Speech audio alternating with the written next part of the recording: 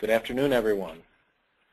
Welcome to H&I University, where our mission is to drive change through education. This is Anthony Fioretti. I'll be joined by Renee Kuhs, our compliance attorney, and today we're presenting the future of healthcare reform. And reform in its name, it's all about change. So when we launched this event last week, on Election Day actually, we didn't know what the outcome would be. We just knew that there would be interest, and we're thankful that there are over 100 attendees to H&I University today. You're all different shapes and sizes, so we're going to cover the material that we think is germane to most of you, and our continuing workshop and webinar series will probably focus on different size categories of employers based on the different needs that are out there. So the election was pretty much a status quo result, and that means that most of the reforms that were enacted in March of 2010 will continue moving forward. There certainly remains some uncertainties, but there's a lot more certainty that what was written years ago now, 2.5 years ago, will be the law come the effective dates of the various provisions. What we don't know is how the regulators will be filling in the details and at what pace they will do so, but that's part of H&I's responsibility to you to keep you informed as this puzzle unfolds. And one other uncertainty that we definitely know exists is how employers will respond to the new marketplace of opportunity in front of them. There's many things that employers can be doing to redefine or better define the direction they want to take with healthcare, and we're anxious to work with as many of you as possible to do just that. It should be noted that this is much more than just a benefits decision, or even a financial decision for that matter. We believe this is a business decision with a series of business analysis that needs to be taken care of, and it starts with understanding the law and all of its nuances. So that will be the focus of today's discussion. Before I turn to Renee, I'm going to flip to an email that I got this morning. I subscribe to an inspirational speaker. I don't know if any of you are familiar with Simon Sinek, but his catchphrase is, "It starts with why." And this statement that I just brought up on the screen, I got in my email this morning, kind of like a fortune cookie. We shouldn't wait for perfection in order to start. We should start somewhere so that we have something tangible to work to perfect. And I believe that reflects what approach H&I has been and will continue to take with our customers. We're advocating that you get started with evaluating your options. It's just good business sense because there are many options, and to do so well in advance of having to pull any triggers that you might be compelled to pull. So with that, we'll be talking more about the options in front of you toward the end, but I'm going to take us through some basic housekeeping before turning it over to Renee.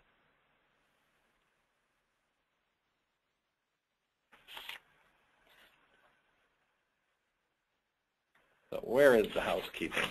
Oops, we're a little ahead in things here. We'll just get back to housekeeping. There we go. So we're not going to change the pillows or the sheets, but we are going to ask you to engage with us via the chat box that's available to you, or if you're on Twitter, to tweet us at H&I Risk. We're certainly doing that.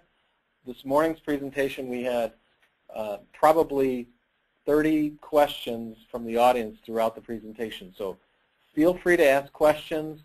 We're obviously going to defer some questions if they fit into another part of the presentation, but go at it. You're encouraged to do so. We have to thank the sponsors that we have for our 2012 H&I University events. The exclusive benefit sponsor is Anthem Blue Cross Blue Shield. They and the other carriers in our marketplaces certainly have their own challenges in front of them, but without contributions from them, we wouldn't be able to put H&I University events on, like this one. So our theme has been the healthcare reform roadmap. What you're seeing here are probably a dozen or so blogs that exist on H&I's website today that have talked through a number of different things that either are yet to come or have already passed us. But you'll see things that we're going to talk about today, like W-2 reporting or pay or play and what it means. So always, if you're thinking about, do I remember what Renee said today, that you can go back to hni.com and probably find a lot of detail on some of these provisions. This is really just the content from May of last year, so there's probably twice as much available to you at hni.com. So without further ado, I'm going to turn it over to Renee. You kind of saw the agenda from the faraway view we started with, but she's going to start with 2013. What should you be doing right this moment or have done for 2013, and then a heavy focus on 2014 that has been the kind of the landmark date for major changes that includes taxes and this pay or play decision, which we're going to go fairly in depth on. Again, we're going to be able to talk about examples, but not cover every individual scenario because it really varies by employer. So, and we'll close with what employers should be doing. And with that, I'm going to turn you over to Renee. Good afternoon. This is Renee Kuhs. I'm the compliance attorney here at H&I. My role is to support not only our clients, but also our internal team to stay informed about legislative developments. And as you probably can imagine, I've been spending a lot of time on healthcare reform and tracking the different developments and delays and keeping everyone informed as to what they all mean.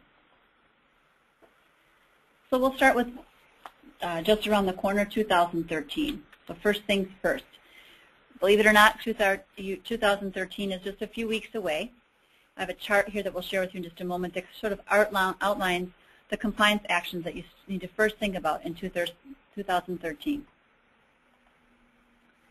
So here's an overview of your obligations. The first is preventive care for women. Beginning August 1st, 2013, employers are required to provide preventative care for women. That includes the coverage of contraceptives, and the coverage has to be covered at 100% with no cost sharing. And keep in mind that this provision does not apply to grandfathered plans. Next on our list of compliance obligations for 2013 is the Uniform Summary Benefits of Coverage. Now this really goes into effect in September 23rd, 2012. For most of our clients, they'll be complying with it January 1st, 2013 when they renew. Now keep in mind that you're required to comply as of your first renewal after 9/23/12, but it also requires you to have this summary of benefits available during your first open enrollment. So for plans that are renewing in January, although the law goes into effect for you for January, you're also required to have this 4-page summary in your enrollment materials that you're passing out probably in the next couple of weeks. The next requirement is the 60 days advance notice. This is a new requirement, and it requires that individual or plans that are making changes mid-year must provide 2 months advance notice of that change. This advance notice requirement does not apply to changes that are made at renewal. Next, we have flexible spending accounts. Again, at the beginning of 2013, there's an annual contribution limit per employee of $2,500 per year, and the contribution is based upon employee contributions, not employer contributions. So if an employer chose to put a little bit of extra money into a flexible spending account, that would not count against the $2,500 annual limit. Then next we have W-2s. For this current year, if an employer had less than 250 W-2s issued in 2011, for the 2012 calendar year, complying with the W-2 reporting requirements was optional. But beginning in 2013, all employers, regardless of size, are required to comply with the W-2 reporting. And basically what the W-2 reporting is saying is that on the W-2s issued to your employees, you have to report the fair market value of health insurance benefits provided to those employees on their W-2s. Then next we have administrative simplification, and basically this is an expansion of HIPAA. Healthcare reform expanded HIPAA again. It requires health plans to adopt and implement uniform standards for handling electronic transactions. Basically what this requirement is saying is that claims information that's transmitted or eligibility information must be done so in a secure format and also a standard format. Many employers are using third-party vendors to do this for them. In that event, you want to make sure that those third parties are ready to comply on your behalf starting in January 2013. And then last but not least are the notices of the exchanges. Now the compliance deadline for this is March 1st, 2013. In this case, that is a drop-dead effective date. In other words, it doesn't apply to whether or not your plan renews in January or July. All employers will be required to provide this notice to their employees by March 1st, 2013. Now we're expecting additional guidance on this, and that guidance is expected to include templates, sample notices that employers can use to share this information with their employees. Now because of the state of the delay in exchanges being established, and some states have not decided if they're going to be setting up an exchange or waiting for the federal government to be doing the exchange, it will be interesting to see what these templates the government will be providing to employers in light of the uncertainty in this area. Renee, let me stop you because we're starting to get a couple questions in. Okay. The first one is pretty straightforward. Someone's asking if they're going to be able to print the screen flow. Yes, we're going to follow up with an email that links you to all of this content, so you will be able to print at will everything that you're going to see. Right. The next couple questions, though, that we have already are on some of the content. So first on W-2 reporting, someone said, should I be already doing something on W-2s? Can you reinforce what the issue is there? Yes. Ideally, for employers that are complying for the first time in 2013, early January you should have a conversation with your payroll vendor or the person who operates payroll for you internally, and make sure you're able to capture this information, or you have a plan to capture it, so you can maybe do things in the front end rather than wait till December and then trying to backtrack and figure it out. And basically what you're tracking is how much you've provided in fair market value to employees by employee per month. So for example, if I had coverage through H&I here as a family plan for the first 6 months of 2013 and the second half of 2013, for some reason I only carried single coverage, the employer is going to have to report the first 6 months it was the value of the family coverage, and the second 6 months is the single coverage. So it does get a little labor intensive if you haven't kind of set up some systems to figure out how you're going to capture that information. And also for W-2s, we're tracking the medical benefits. We're not tracking, for example, the value of the dental only or the vision only plan. So you want to make sure you know what you're tracking and how you're going to track it. So come December, it's pretty easy to go ahead and pull that information from your system. And again, that's for, if you were a larger plan, you're going to have to be reporting on your W-2s that you produce in early 2013. Correct. Data from 2012. Right. Smaller plans based on the number of W-2s have that requirement next year? Right. Okay. The other question that we have is related to flexible spending accounts. Someone asked, does that $2,500, the maximum that any one person can contribute to a spending account? You know, for family, can they get up to $5,000? Can you maybe explain that a little better for that person? Sure. The FSA annual contribution limit is $2,500 per employee. And so if you have 2 working spouses, they can each put $2,500 into a FSA per calendar year. Actually, there's some clarification that came out that explains even if both the husband and wife work for the same employer, they can each put $2,500 away into their own FSA accounts through the same employer. And because of the way FSAs are designed, the expenses that are eligible for reimbursement are not just the employee, but for the entire family. And so, for example, if my husband and I both worked at H&I and we both contributed $2,500 to separate FSA accounts, I could submit my medical expenses to my FSA for $2,500 and completely wipe it out. And assuming that I have additional expenses, I could ask my husband to then take the rest of my receipts and submit it to his FSA through H&I and get reimbursed for the balance. And then also for the situation where you might have a 22-year-old adult child on a health insurance plan working for a different employer, they too can put $2,500 away into an FSA. So in that case, you'd actually have three people in the family with FSAs, each $2,500. And then we do have one more question I saw come up before I move ahead. On the W-2, on the W-2, the question was, when you're reporting the fair market value, are you reporting the employee's portion of the contribution? And in this case, the W-2 reporting is really the total cost of the premium. And so that would be basically your COBRA equivalent. So if the premium is $300 for single and you pay half and the employees pay half, the amount that you report on the W-2 is going to be $300. Okay.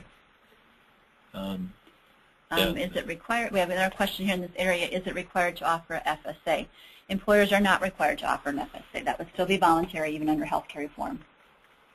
Okay. I think that covers some of what we had on that slide. Do you want to move ahead? See if we have any more. Okay. So we'll go to our next screen. We'll keep talking about what to expect in 2013. What we do know, although healthcare reform we have a lot of unknowns, what we do know is that we can count on deaths, taxes, and regulations, and more regulations, especially when it comes to healthcare reform. On a positive note, the regulations are, in some cases, are welcomed. The first one is the pay-or-play provisions.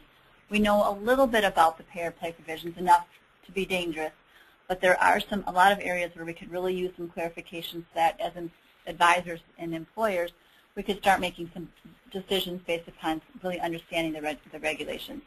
And so we will expect to receive additional guidance in the pay-or-play provisions in the very near future.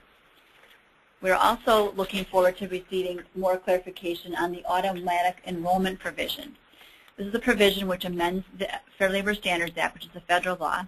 It requires employers with more than 200 full-time employees to automatically enroll new employees into their group health plan.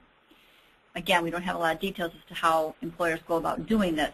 They also have to offer employees information about opting out. This rule is supposed to be going into effect January 1, 2014, but the HHS has clarified that until regulations are issued, employers will not be required to comply. We do expect that regulations will be released and that compliance will take place in 2014, just not quite January. And then third, the non-discrimination rules for fully insured plans. Now this provision, ironically, was supposed to go into effect on September 23, 2010, but without regulations, employers just really didn't know what the requirements were. And so we again expect regulations to come out in this area. And in essence, what these rules will probably look most like, for self-funded plans, there are some non-discrimination rules that are in Section 105 of ERISA. And basically the intent of those rules is to prevent employers from providing more beneficial benefits to the highly compensated. And so we're expecting these non-discrimination rules that now will apply to fully insured plans to mirror that intent. The difference between the Section 105, though, and these rules is that we do know that for violations in this area, the fine will be $100 per day for each individual impacted. And again, remember that the non-discrimination rules do not apply to grandfathered plans. And believe it or not, we're expecting probably more litigation in the healthcare reform area, and it could be as substantial as the litigation we saw with regard to the individual mandate.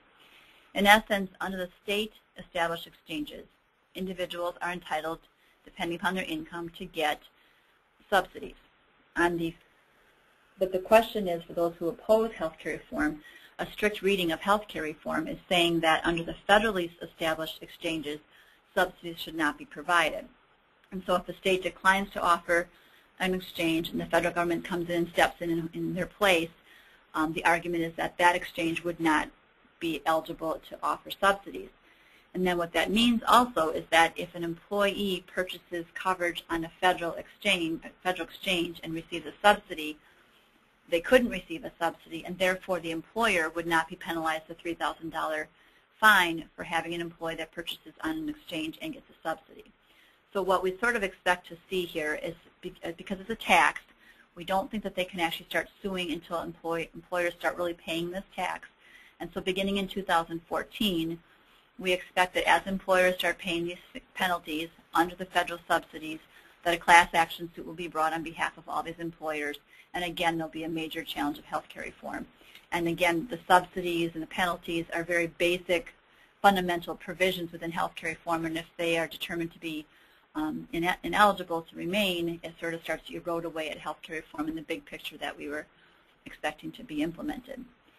And then finally, although healthcare reform was passed in March of 2010 with the ultimate intent of reducing costs, at least now it has not done so, and so we continue to see rises in premiums. So we expect that to continue during 2013 and 2014. In addition to those increasing premiums, we're also seeing that some of the taxes that are being imposed on insurance carriers are now being passed along to fully insured employers. So in addition to rising premiums, you're also seeing taxes being passed along to employers. And before we move on, Renee, someone's asking about the taxes, and we're going to cover a whole section on the taxes and how they're going to play out shortly. So stay tuned for that, but they are definitely significant enough to kind of factor into your overall expectation in terms of cost in 2014, 2013, and beyond. Okay. Keep the questions coming. Yep. Thank you. And then on the horizon, 2014. There's a lot going on into planning for 2014. Our goal here is to provide you with 3 different charts to sort of outline and give you a flavor for how much the industry is going to change in 2014, to also help you to sort of prepare for this inevitable change. Let's see, the first one is the individual mandate. You've probably heard all that you wanted to know about the individual mandate in light of the litigation that was surrounding it. So that's going to take effect in January 2014. Then the pay or play, again, will take effect January 1, 2014. We'll be talking about that more in detail in just a few moments. And then we have the healthcare exchanges. Those are to be established by January 1, 2014, and that provides employees an opportunity to go onto the exchange and purchase coverage if they're employers, or if they're not employed, to go and purchase coverage in that arena.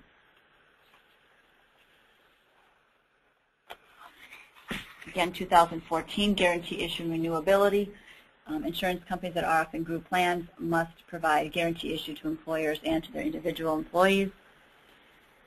The pre-existing condition exclusions, again in January 2014. Group insurance companies will not be able to impose pre-existing conditions on any covered individual. Currently the law is that under healthcare reform is that people under the age of 18 cannot have a pre-ex applied to them. Beginning in January 2014, regardless of age, pre-existing conditions will not exist. The next one is the insurance premium restrictions. In 2014, how insurance companies underwrite in group plans are going to change and be more restrictive. So we're expecting those changes to go into effect in 2014. Then the next requirement here is the annual limits. Certain grandfathered plans have annual limits. They're relatively high.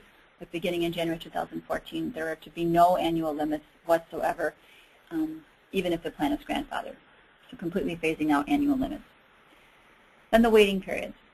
Employers may not impose a waiting period of more than 90 days. So for those employers who offer coverage to their employees that are full-time on the first of the month following 90 days of service, those type of eligibility restrictions will be needed to be changed because 90 days is the maximum waiting period. Renee, we've got a couple questions. One has to do with, will there be any value in staying grandfathered? I noticed annual limits go away even if you're grandfathered. Is there anything left of value to be staying grandfathered if you chose to do that when you had the opportunity initially? Yeah, I think in my opinion, the one most important facet of being grandfathered is the non-discrimination rules that go into effect as soon as regulations are available.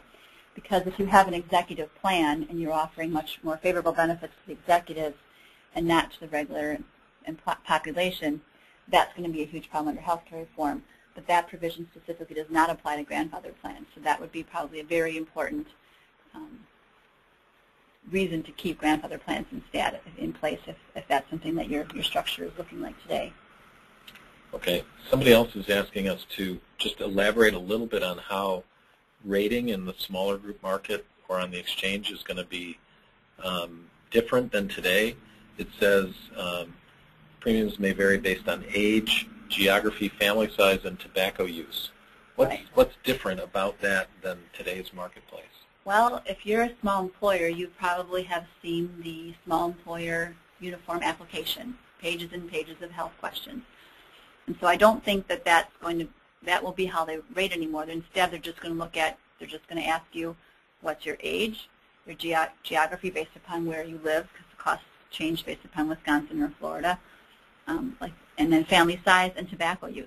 So you won't be answering all those medical questions anymore because, one, there's no pre-X, and two, the changes to the underwriting restrictions are taking place. So the individual underwriting process goes totally away for those small groups. Mm-hmm. And I don't see gender being part of the rating structure anymore, so that goes out the window. Mm-hmm. And tobacco use looks like a new criteria. Right.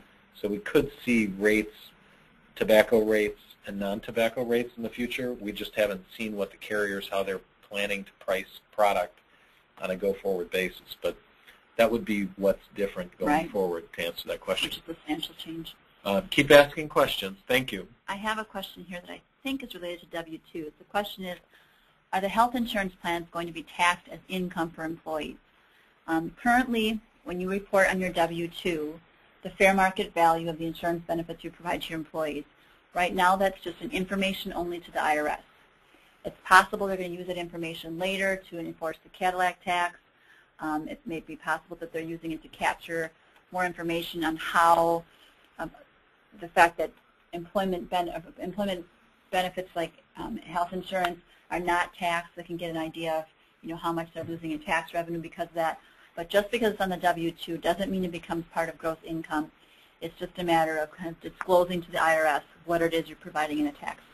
It's the beginning of taxing potentially in the future based on W-2 income. At least they can quantify it. So if they decide to make a change, they've got an idea of what the change might look like. Yeah.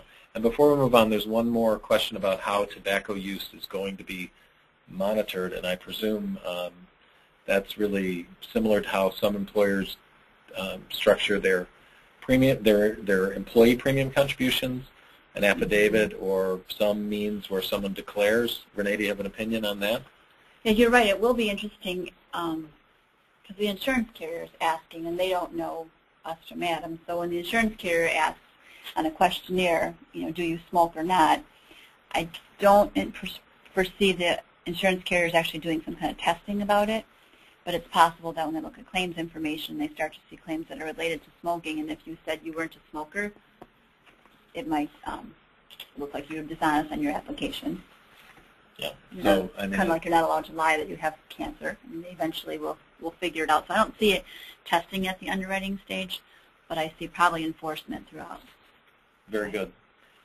And I have one more question that I think is related to where we're at here. If an employee pays a portion of the employer, and the employer, so if the employee pays a portion and the employer pays a portion, and I'm assuming they're talking about insurance premiums, we are just tracking what the employer pays or the whole cost of the premium. And just to clarify, I think we're talking about the W-2 reporting again. And to clarify, the amount that you reflect on your W-2 is the fair market value of the total cost of benefits. And that would be, again, probably your COBRA equivalent. It's the total cost of premium, not just what the employee pays. It's the value of that benefit that's being provided to them through the employer. Move on. Yeah, let's move on. We've got some questions we're going to defer on until we get to the section of the presentation where we're talking about it. Okay. But keep your questions coming. Thank you. So continuing to talk a little bit about the 2014 changes that we'll see. We also see coverage for clinical trials. And this, in essence, just says that if you volunteered to be in a clinical trial and you have other routine care that you need, the insurance company must still provide that for you even though you've been enrolled in a clinical trial. In other words, not treating you any differently. And comprehensive benefits. Health insurance companies that offer coverage in the individual small group market will be required to provide the essential benefits package required of plans sold in healthcare exchanges. And again, this requirement does not apply to grandfathered plans. And then last for 2014 changes are the wellness plans. Currently, under HIPAA's wellness rules, if you reward employees based upon outcome, the most that you can financially incent them is 20% of the total cost of single premium. If you allow your spouses to also, so dependent spouses, to also participate in a wellness program, then you could allow a financial incentive up to 20% of the total cost of family coverage where the employee elects family coverage. And so the positive for healthcare reform is that beginning in 2014, your financial incentive can go up to at least 30%. HHS has also been given authority to increase that financial differential up to 50% if they deem appropriate. So if you have a wellness program or you're considering it, the more that you're able to financially incent people, the more that you're able to engage them in maybe changing their behavior because you've really got some money behind you. It becomes a little bit more financially advantageous for them to get in the game. Okay, healthcare reform tax. Yeah, I think there's one question about an administrative process. Will HIPAA certificates of creditable coverage go away with no more pre-existing conditions in 2014? What are your thoughts there, Renee? That's a good question. I don't see a reason for it anymore, but unless we actually have a formal amendment to HIPAA, we have to still provide them. That's typical of the government, is to not look at the other laws and have to fix it after the fact, after people... I call it lots of moving parts. The one purpose that this creditable coverage certificate might still serve is, in some cases, you're not aware that your coverage has been dropped for you, and so by getting that certificate of credible coverage, that would be a confirmation that, by the way, you're not in my plan anymore, so you need to make arrangements to go to the exchange or get coverage elsewhere. So it will be interesting to see if they put all the pieces together and make this really work together. So more guidance probably to come on that. So as much as I love reading regulations, I do look forward to having some more answers in some of these areas. So now off to taxes, everybody's favorite topic. Yep. As we all have heard, there's no such thing as a free lunch. In order to have healthcare reform, we need to pay for it. And so we'll talk about the 4 major taxes that I see in this area helping to raise funds to create the ability to pay for reform. The first is the comparative effectiveness fee. This went into effect October 1st, 2012. It's a fee that's paid by both fully insured self-funded plan sponsors and also health insurance companies. The money that's collected will be given to the Patient-Centered Research Institute, which will look at the effectiveness and the risks and benefits of certain medical treatments, ideally to make our system more effective. What we are seeing, though, is health insurance companies have been passing these fees along to their employers. And the current 2014 rate of taxation is $1 per member per year, so again, per year. And then beginning in 2015, it's $2 per member per year. And so to give you an idea, we found one estimate that expected for the 2014 year that this fee alone would collect about $100 million in fees. So that will help to fund the effectiveness research. And this has already started to appear on invoices or renewals for customers given the 10/1 effective date 2012, correct? Right. So groups that renewed in November are starting to see this, and they're not building it into the premiums. They're actually creating a separate line item on the premium statement. Okay. And next, we have the insurer fee. This is an annual excise tax on health insurance companies only, so not self-funded plans.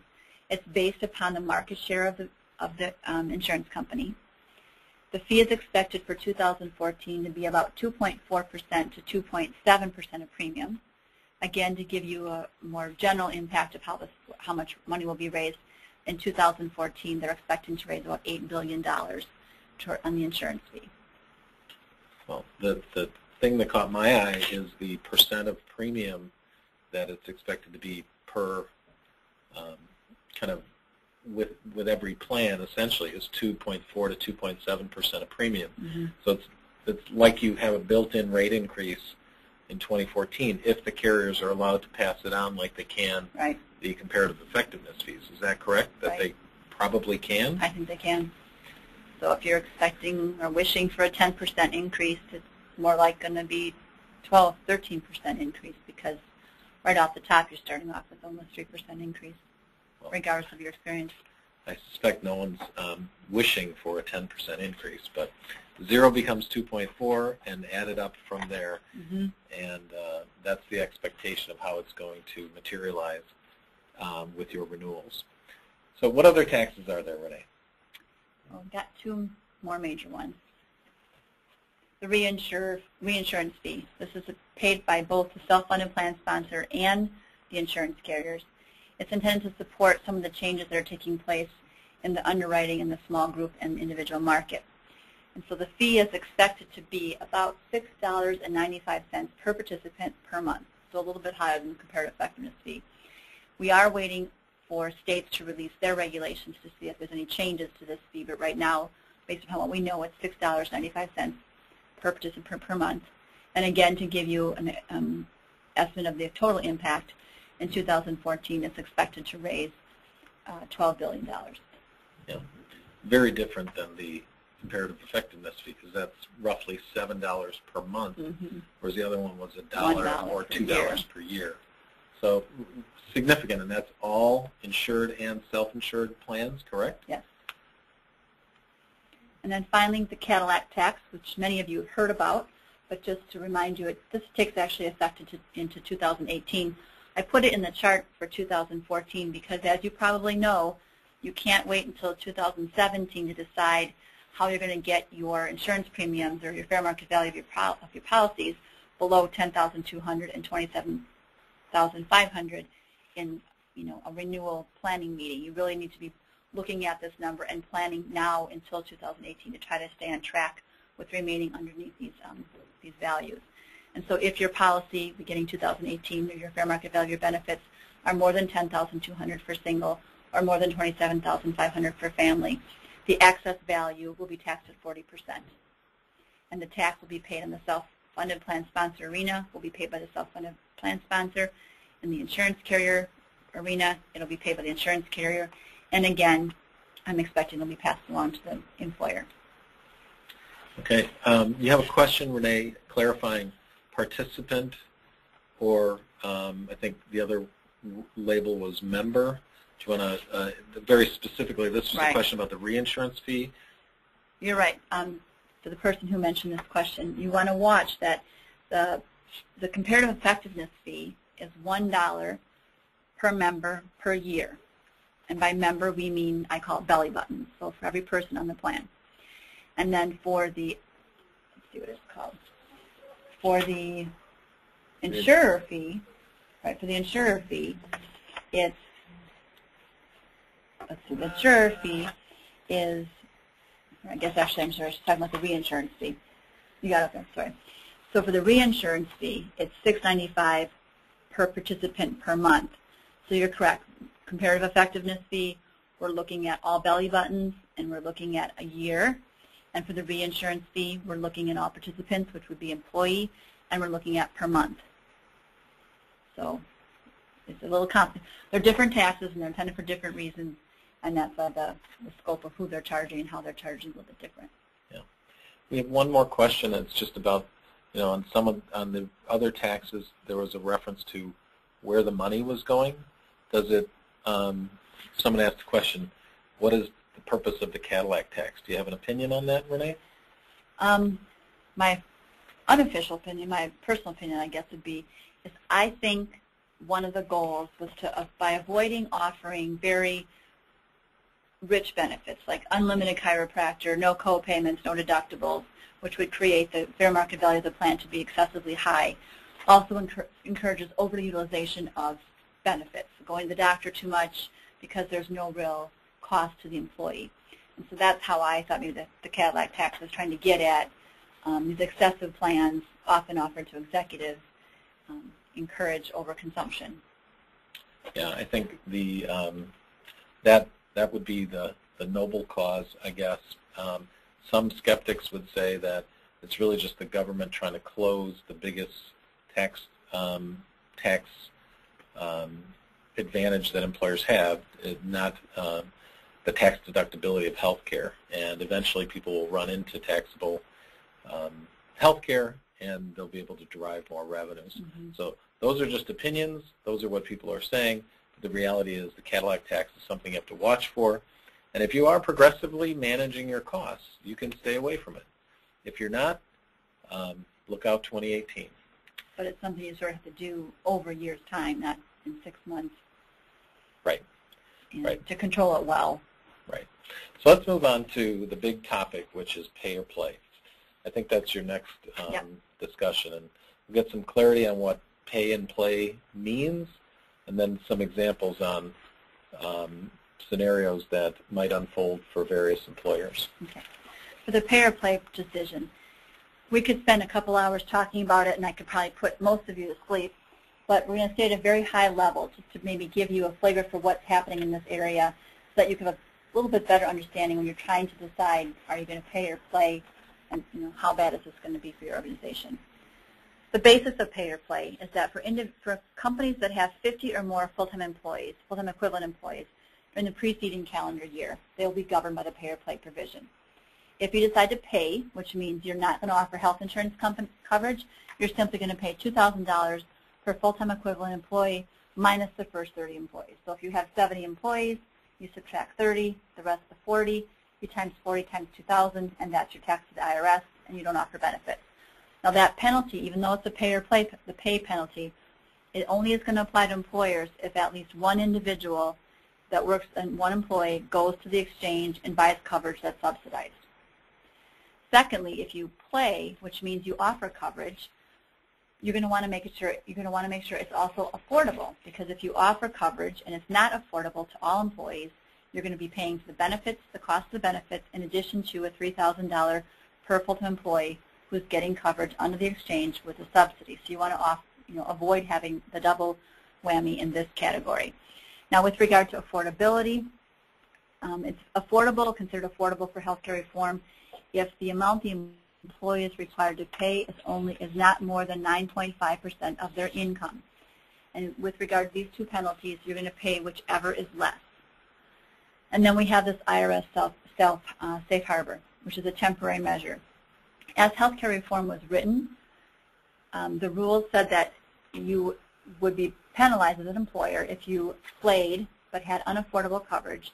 And in that definition, it was 9.5 or more of household income. Well, employers don't know what household income is of their employees. And so temporarily they said, for purposes of employers planning, you're allowed to use 9.5% of employees' W-2 wages to determine whether a penalty will be applied to you. Now, if I were working for H&I and I wanted to buy coverage and my coverage was less than 9.5% of income, but I still went to the exchange to purchase because I had 8 children and no working husband, I would still be eligible for a subsidy under the exchange because they're going to use household income in the exchange setting, but they still would not go back, at least currently, and penalize the employer because the employer, again, can look at the W-2 wages. It's a little complicated for a while until they can figure out how to get household income to the employers. Yeah. We've got some questions coming in here, but there was an earlier question about a small employer, and I think it's important to go to this 50 or more full-time equivalents. What you're saying is if you have 49 or fewer full-time equivalents, none of this applies, this pay or play. Is that correct? Correct. And we're going to go in just a minute, kind of go through how you calculate what these full-time equivalents are. Right. We're getting a number of questions about that. But if you're 49 or fewer full-time equivalents, pay or play is totally irrelevant to you. It's staying there or smaller that you might have to watch for if you're close to that. So, Renee, move ahead in the interest of time, and then we'll probably capture a lot of these questions. Okay. So again, we talked about some major components of the pay or play decision for the sake of time. The first one is, is your organization even subject to the pay or play provision in the first place? If you're one of the employers in the call that has 100 full-time employees, well, you know you have a pay or play decision to be made because you're governed by it. Other employers in the call are closer to the 50 mark, and they need to understand how that calculation is going to take place so they can decide if the pay or play provision is going to change their decision. We mentioned also that we're continuing to expect additional guidance. The discussion we're going to talk about now and how you calculate it is based upon what we know today, but we also are hearing a lot about the new regulations that are coming out and that this calculation may very well change. But in the meantime, we wanted to try to explain it to you so you kind of understand the direction healthcare reform is going, and watch for updates, because if new regulations come out, we'll digest them and share them with you and tell you if this is one of the things that they've changed. That being said, how do you decide if the pay or play provision is applied to you if you're one of those employers in the smaller group market? First, you're going to calculate the full-time equivalent employees for the prior calendar year. The calculation is going to take into account part-time and seasonal employees. It's also going to look at commonly owned entities. So we are still, again, waiting for guidance in this area, but if you have two entities that are commonly owned, it's very likely under healthcare reform that they'll actually be treated as one. So that will be something to be aware of as well. The number of full-time employees is calculated on a monthly basis. A full-time employee is considered employed on an average of at least 30 hours per week. The IRS is proposing to clarify that, to make it easier for employers, that if your employee works 130 hours of service in a calendar month, they're full-time. Hours of service, keep in mind, also include vacation, sick time, disability, jury duty, and holiday if that time is paid. So those hours, again, factor into the hours worked. And then a little side note that will affect some of you, seasonal employees are counted in this calculation. However, there's an exception. If a seasonal employee works 120 hours, or basically 4 calendar months, then they become exempt from the monthly employer calculation. So very seasonal employees that are 4 hours or 4 calendar months or less, they get removed. If they work 5 months, then they get included. So they've made it very easy for us to figure this all out. So let's work through an example, because sometimes, at least for me, examples seem to make it all make sense. Let's say that you have 40 full-time employees in 2013. They work 30 hours or more a week all the time. You know they're full-time. But you've got 30 additional employees that are part-time that help out during a busy season. And that, for this example, is going to be April through August. So that's 5 months. And then we look at the hours worked. In each month, 10 of those 30 employees worked 100 hours.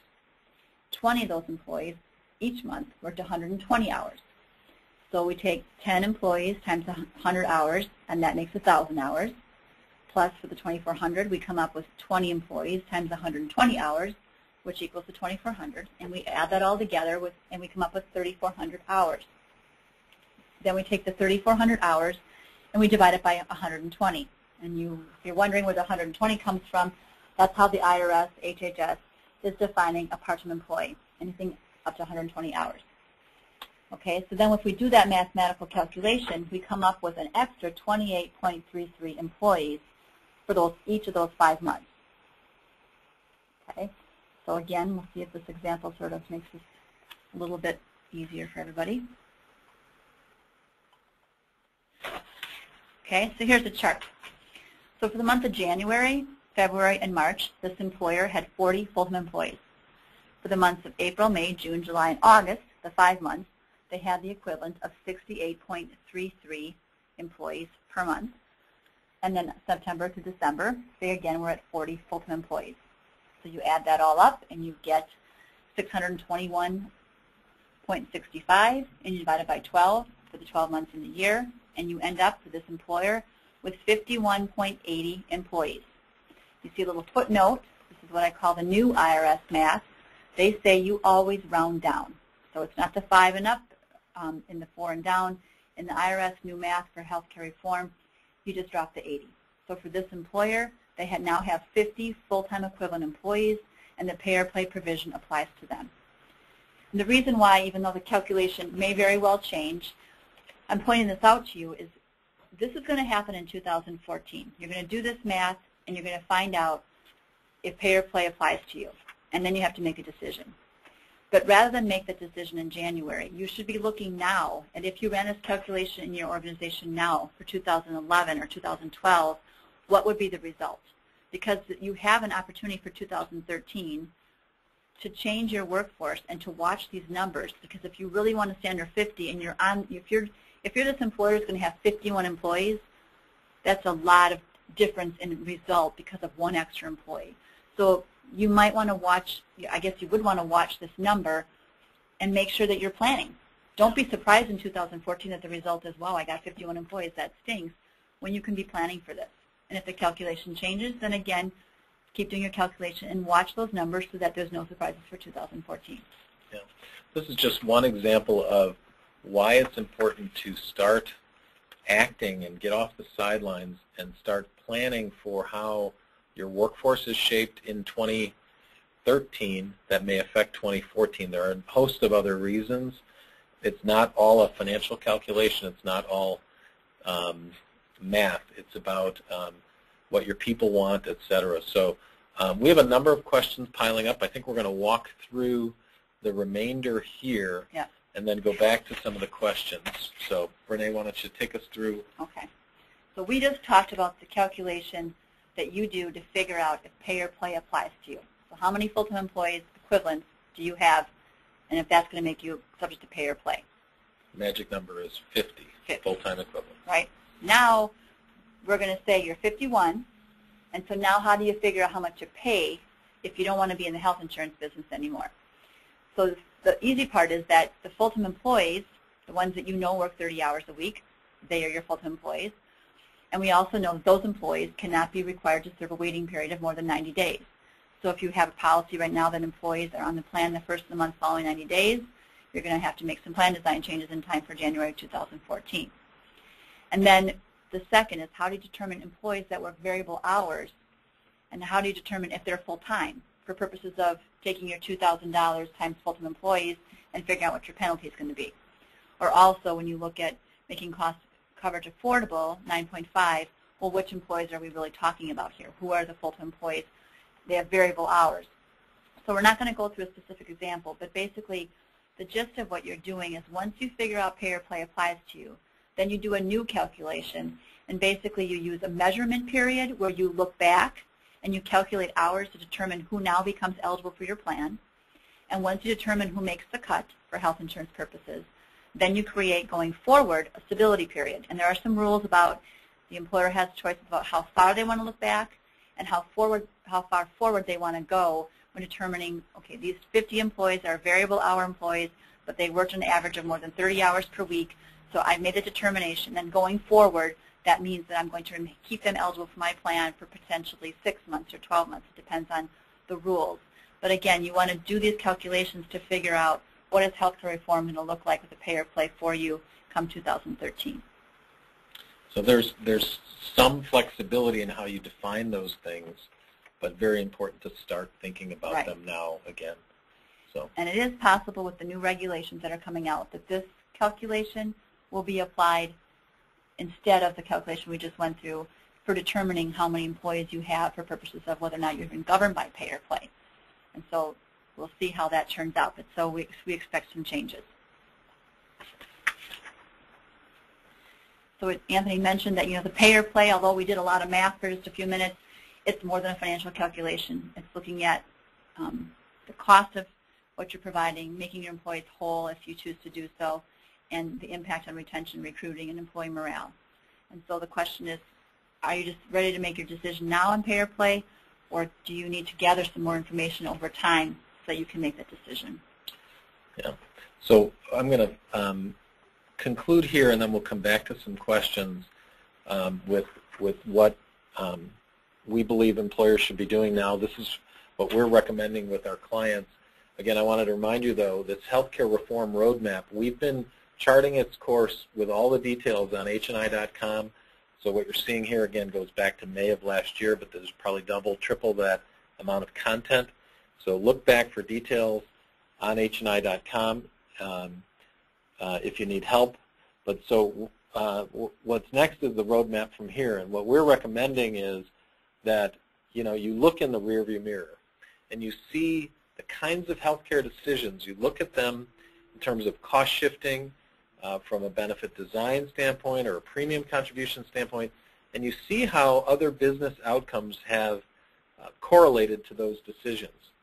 And it's, it may be things like turnover increased when you passed, made full employee premiums something that people had to pay for family coverage.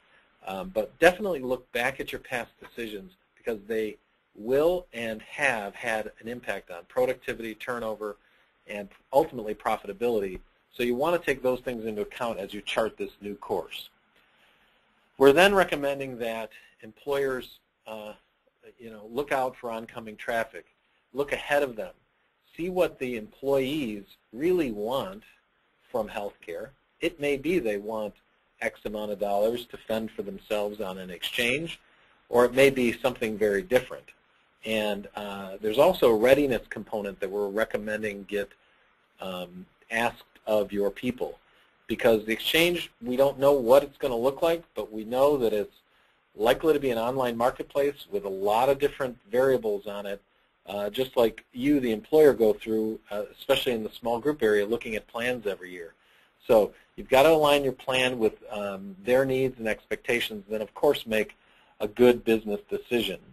It's more than financial, it's people-oriented, but we're suggesting those first two steps before you start doing all the calculations of a pay strategy, or a pay and make whole strategy, or a play strategy. There's many innovative play options in front of employers today, and the marketplace is responding with progressive products that are reducing cost for some trade-offs, such as narrow networks, for example, or the use of a primary care physician before accessing care. So there's a lot in front of you that you should start planning now, because 2014, if the regs get published and everything moves according to plan, you're going to have a whole new healthcare environment to work with. And we believe you can win the game if you start now, but you've got to look around you and achieve, in order to achieve success in healthcare. So with that, just pointing you back to this, all this content will be on hni.com in the pay or play scenario. We're going to come back to questions in a second, but for those that need to move on, it's 1:58, and the slides and recording will be available to you. We'll send it to you.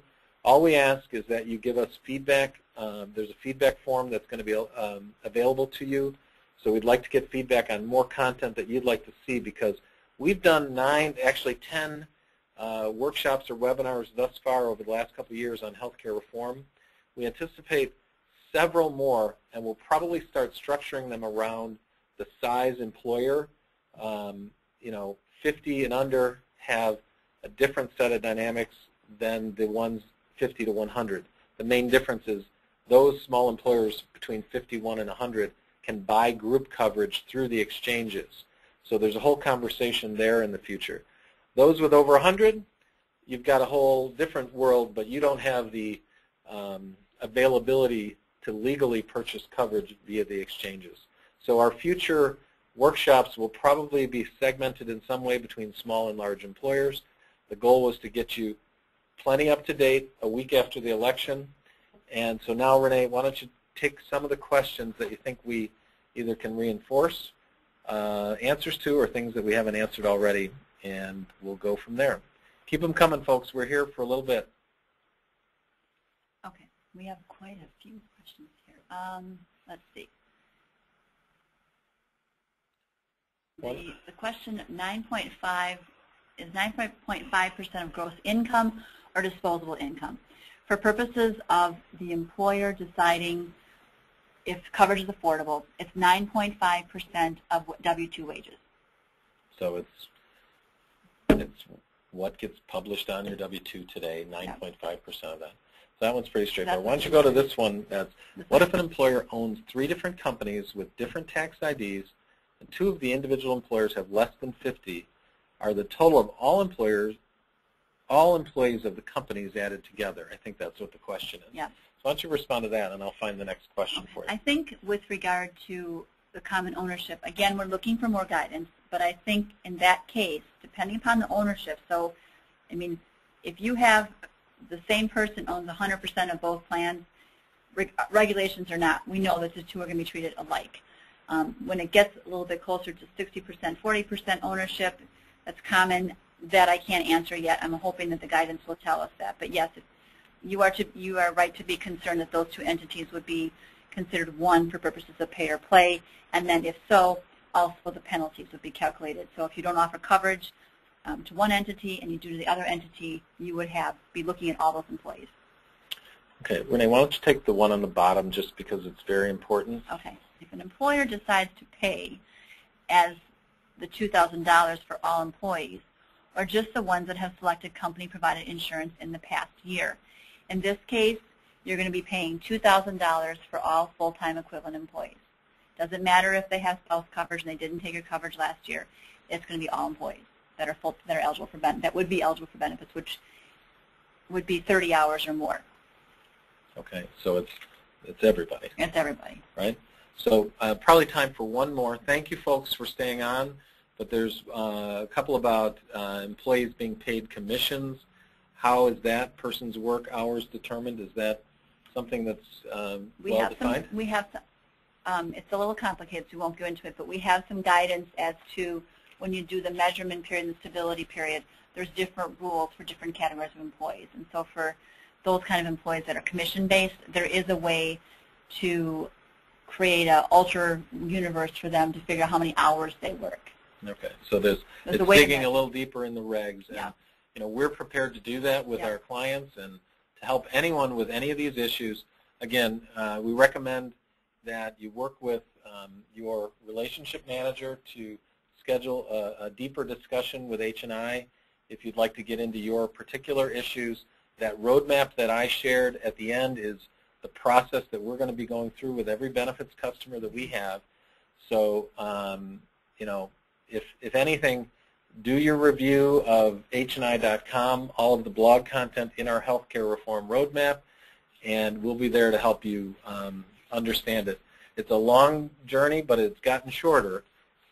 The path is to 2014, and there's plenty you can do to influence your business outcomes, and it really is a business decision. It's not a benefits decision or a pure financial decision.